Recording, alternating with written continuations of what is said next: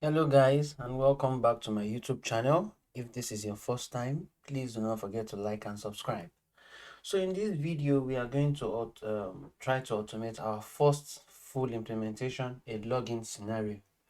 And I did mention in the last video that we are going to try as much as possible to adhere to the best practices. No introduction of thread.slips. We will go directly into WebDriver weights and the explicit weight types. So one other thing that we're going to do here is it is going to be like a practical hands-on. It is not, I assure you that this scenario I'm about to do, I haven't done it before. So in case we encounter errors, we are going to resolve it together. So that would introduce you to how to fix the errors that you might find. So let's get right into it. We've been able to launch the site, right? So what we want to do right now, let's try to open that site and see, is we want to use the usernames and the password there. And the password is the same for every one of them, so we just need to get the username. So in order to do that, this is where you need to remember that it is important to test manually, understand the behavior of your application under test before you begin to automate. So with that being said, I am going to log in as a admin user because that's the first one that we want to try to do. Admin user sandbox. Yep. So we are going to log in and we are going to verify that there's a welcome text called welcome back admin. Okay. Now, in order to do that welcome text, it is important to first tell you something that there will be different approaches as you go deeper into programming into automation. You would encounter different approaches, but I'm going to tell you that I'm going to use like the simplest approach while trying to adhere to the best practices as well. So what we will do here is try to log in. Let me log out back and verify there is a welcome admin message. Okay. So with that in consideration, let us begin. Now, in your manual process, if you check what I did manually, I typed into the username box. I typed into it, right? I typed into the username box.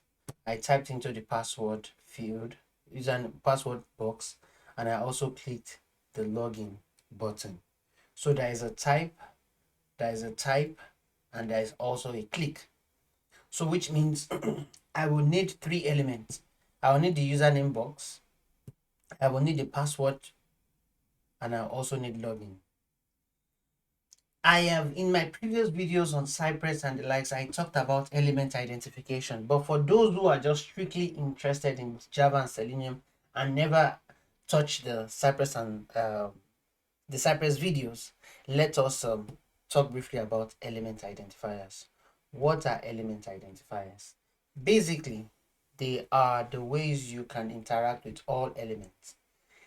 Web pages are built with HTML, hypertext markup language, which means that there are a lot of tags and some style sheet interactions. So if I right click on my system and I click inspect, or if you're using a Mac system and you click Command Option I, you will see these elements. So as you can see, a lot of tags, you can see tags. So each one has a tag, and inside the tag, there are other child tags that actually do a particular thing. All right. So now, our username is an input tag. Expectedly, by convention, everything in tech in scripting has best practices. By convention, Anywhere you want to type inside the web page should either be a text area or an input. But it isn't as if people strictly adhere to it. But when you do it for best practice sake, it makes things easier. So we have this, and there are several ways by which you can identify elements. You can identify them by their ID. You can identify them by their class name. You can identify them by their tag name. You can identify them by their partial link text. You can identify them by CSS selector. You can identify them by their name, and you can identify them by XPath. Out of all the ones I named, the one I will avoid is the XPath.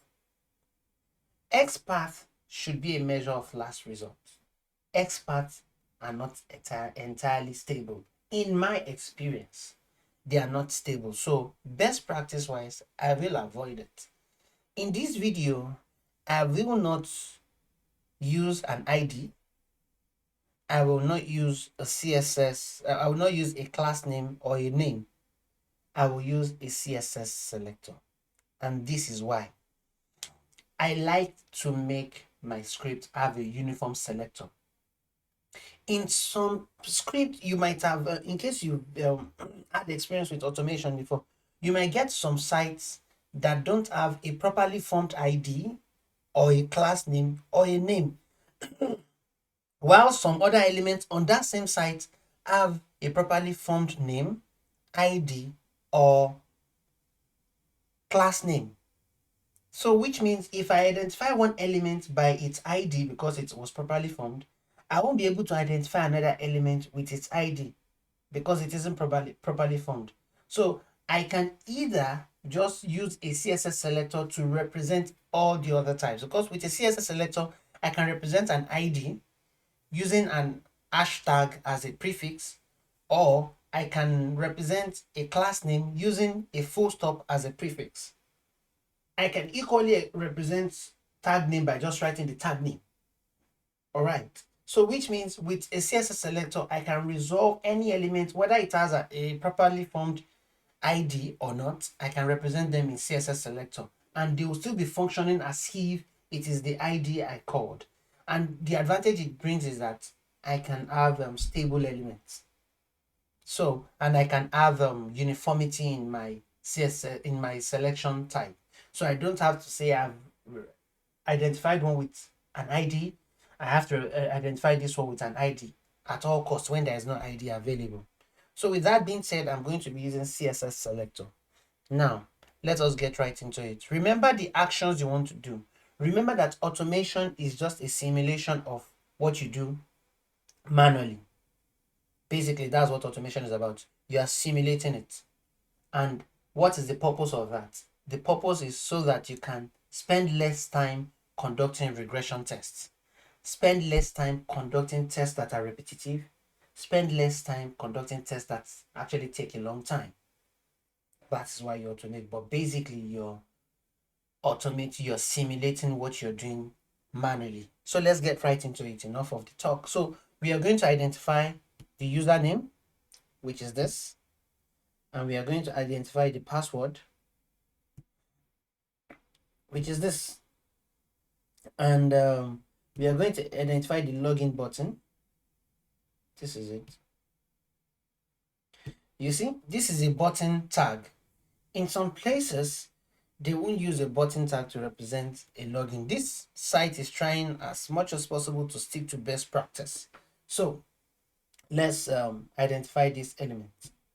So with the username here, all right, I can decide to use the username ID, right? And like I said, you can represent that using this, using a CSS. So if I put an hashtag, here, and what's the value of the username? What's the value of the username field? It's called username. If I put it here, it finds it for me. As you can see, there's a match. Now, these are what I just used here is a plugin that helps me to identify the uniqueness of my element identifier. So I will put resources in the video below about the I will put resources below about I'll put resources below that you can use to learn how to use the CSS and Netspack Checker plugin, and also how to use stuffs like Ranorex Velocity and Selector Hub and other and Crowpath. They are elements that can help you to identify. They are plugins that can help you to identify your elements when you do not know how to create it. But I will also share a resource on how you can learn how to create your own element as well. I will do that in the description of the video.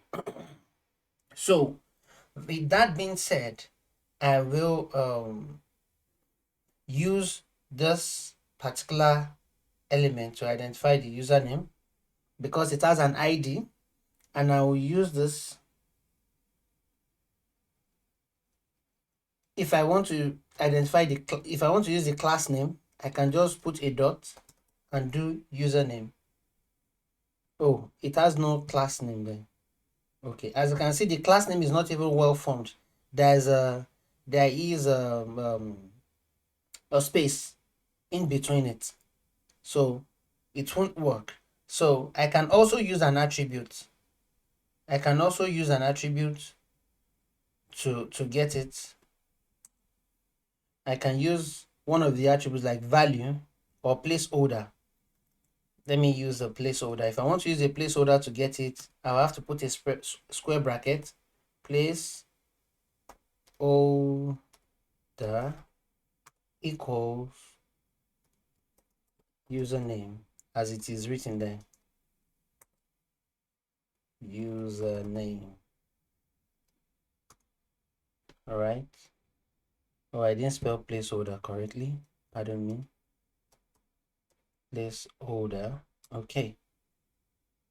Placeholder, as you can see, it returned one match. So I guess we spent a lot of time on this video and I don't want it to be too long. So I'll probably end it here, and in the next video we'll start automating. I promise we'll not talk about element identifiers anymore. I've already said I would add resources into it. So in the next video we will start automating. So thank you very much for getting this far. Do not forget to like and subscribe. Bye bye.